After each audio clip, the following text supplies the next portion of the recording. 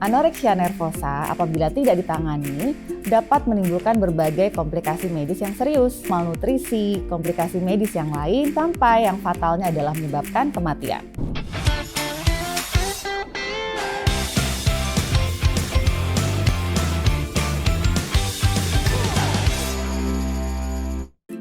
Halo viewers, saya kembali lagi di channel YouTube RS Pondok Indah. Kali ini saya akan mengajak viewers untuk membahas topik yang menarik, yaitu tentang anoreksia. Kalau dulu kata pepatah, tak kenal maka tak sayang. Kalau kata saya, tak kenal maka kenalan. Nama saya Dr. Zulfia Oktavida Syarif, SPKJ. Saya seorang dokter spesialis kedokteran jiwa yang berpraktik di RS Pondok Indah, Pondok Indah. Saya menempuh pendidikan kedokteran di Universitas 11 Maret dan melanjutkan pendidikan spesialisasi kedokteran jiwa di Universitas Indonesia.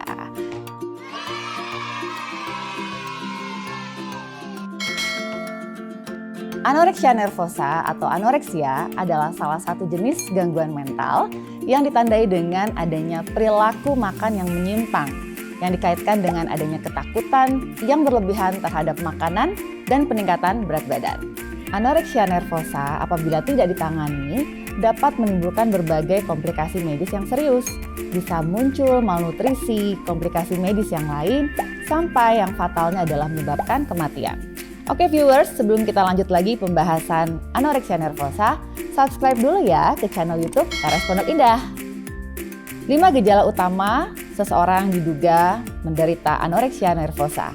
Yang pertama, adanya rasa takut yang berlebihan terhadap peningkatan berat badan. Yang kedua, dengan sengaja menghindari dan melewatkan waktu makan agar tubuhnya tidak bertambah berat badannya. Yang ketiga, kerap mengkonsumsi obat-obatan yang dapat menstimulus buang air kecil atau buang air besar. Tujuannya adalah agar makanan yang dikonsumsi dapat segera keluar dari tubuhnya. Yang keempat, melakukan olahraga secara berlebihan dengan tujuan agar berat badannya tidak bertambah. Bahkan bisa jadi melakukan olahraga ketika tubuh sudah letih, sudah sakit, atau di cuaca yang buruk. Yang kelima, menghitung dan menimbang kalori dari asupan makanan yang masuk ke dalam tubuhnya. Bahkan orang dengan anoreksia bisa hafal kalori dari setiap bahan makanan dan juga masakan yang akan dimakan. Tidak jarang juga bahkan mereka menghitung jumlah air yang masuk ke dalam tubuhnya. Fun fact-nya, anoreksia nervosa sering dialami oleh wanita. Jadi penderita wanita lebih banyak dibandingkan pria.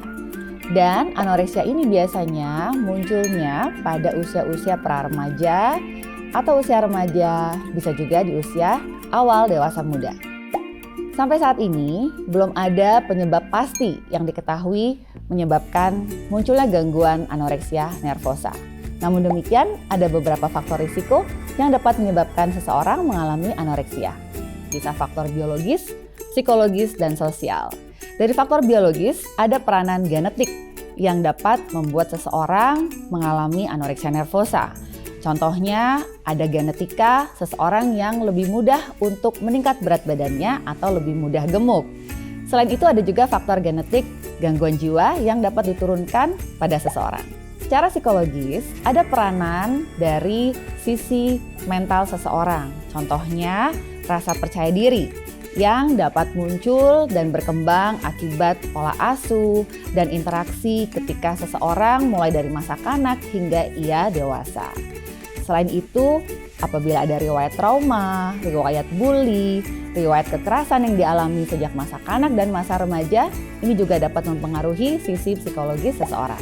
Secara sosial, ada faktor-faktor lingkungan yang berperan. Misalnya saat ini kita hidup di era media sosial.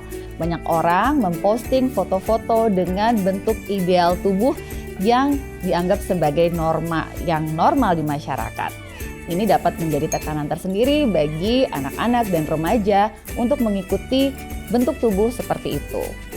Selain itu, ada juga faktor sosial seperti tuntutan pekerjaan. Mereka perlu menjaga bentuk tubuh dan berat badan tertentu yang membuat mereka perlu menjaga pola makan dan olahraga. Namun pada anoreksia menjadi menyimpang atau berlebihan. Jadi sekarang kita mau bahas apa saja ya penanganannya kalau memang seseorang itu sudah mengalami anoreksia nervosa.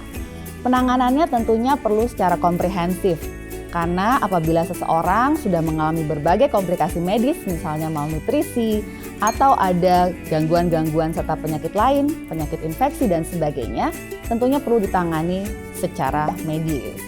Dari sisi psikiatrik, orang dengan anoreksia nervosa akan mendapatkan terapi berupa farmakoterapi dan psikoterapi. Farmakoterapi adalah terapi menggunakan obat-obatan yang disesuaikan dengan kondisi yang ada pada orang dengan anoreksia nervosa. Tidak jarang orang dengan anoreksia juga mengalami depresi, anxiety, dan juga berbagai kondisi mental lainnya. Selain itu, perlu juga diberikan psikoterapi. Psikoterapi ini targetnya adalah mengubah cara berpikir yang salah atau tidak tepat, serta mengubah perilaku yang menyimpang dari orang dengan anoreksia. Semoga informasi yang diberikan pada video ini dapat bermanfaat. Semoga viewers sehat-sehat semua ya.